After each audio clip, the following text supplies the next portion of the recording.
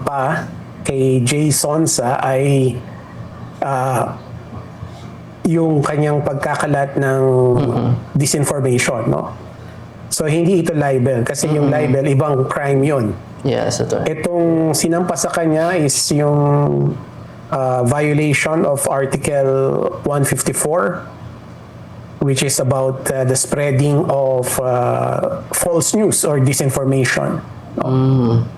So, i-clarify natin yon. This is not libel. Hindi ito konektado sa free speech or sa media freedom. No? This is purely about yung pagkakalat ng kasinungalingan, whether online or offline.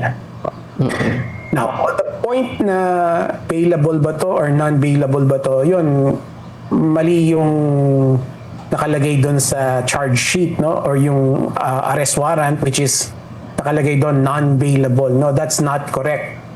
Kasi ayon sa ating saligang batas, konstitusyon natin, sinasabi, lahat ng tao, lahat ng Pilipino, kapag sila'y nagkaroon ng isang asunto, ay pwede silang kumuha ng bail. No?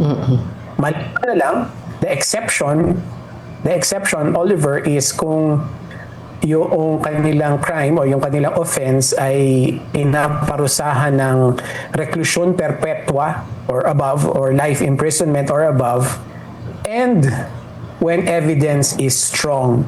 No, so again, hindi pasok doon yung pagkakalat ng disinformation, hindi siya pinaparusahan ng reclusion perpetua, so hindi siya non-bailable. Lahat tayo, pati si Jason ay presumed innocent until proven guilty, and therefore entitled siya to apply for bail, no? So hindi non-bailable yung kanyang offense. Yes, attorney. At attorney, tama ba na yung nagkaso sa kanya, kung hindi ako nagkakamali, ay hindi mismo ang ating Pangulo? Tama po ba yung ganyong pagkakaso din sa kanya, attorney?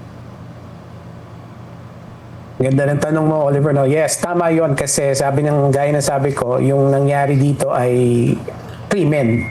No? So, ang pagdating sa krimen, ang nagpa-file ng mga kaso ay yung police o kaya yung, in this case, NBI, sabihin, law enforcement. So, sila yung nanghuhuli kasi krimen ito, at sila rin yung nag-file ng charges. Yes, attorney. Attorney, sa kasaysayan ng batas na ito, itong itong article number 154, may mga ilang tao na ba, batay sa inyong mga impormasyon na mga nakasuhan dito, mga background din, attorney, para sa kaalaman ng ilan? Ganda na tanong mo, Oliver. No? So, itong batas na to ay napakatandang batas na. No? So, yung revised penal code natin, panahon pa to nung tayo ay colony ng United States, no? 1930s pa. So itong batas na to ay matagal na tong hindi nagagamit, no? Particularly yung Article 154. So hindi na to masyadong nagagamit dati pa, before the internet, no? Kumbaga nalipasan na to ng panahon. Kaya lang, nung nagkaroon na ng internet, nagkaroon na ng social media, doon na naglipa na ulit yung disinformation. No? At muli, binuhay ito ng mga kapulisan natin, at ngayon ay nanguhuli na ulit sila ng mga nagkakalat ng disinformation sa ilalim ng batas na to. So, kung ang tanong mo ay meron na ba tayong mga halimbawa na kaso dati, wala akong naalala dahil nga matagal na itong batas na to, but recently, in fact, I think 2 years ago, nagbuo ng task force ang kapulisan natin precisely para manghuli ng mga nagkakalat ng disinformation as a violation of Article 154 of the Revised Penal Code.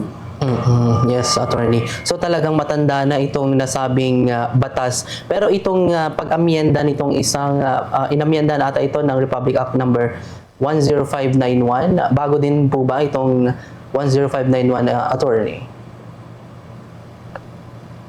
Ang nag-amyenda dito ay yung tinatawag nating Cybercrime Act, no? Cybersecurity Act. Nagkamali ako. Cybersecurity Act, no? Ito yung pinasa noong 2014, if I'm not mistaken. So, ang ibig sabihin lang nito, kapag nangyari yung pagkakalat ng disinformation online sa cyberspace, ito pa rin ay magiging krimen. So yung amyenda sa kanya dun sa revised penal code ay yung tinatawag nating Cybersecurity Act of 2014.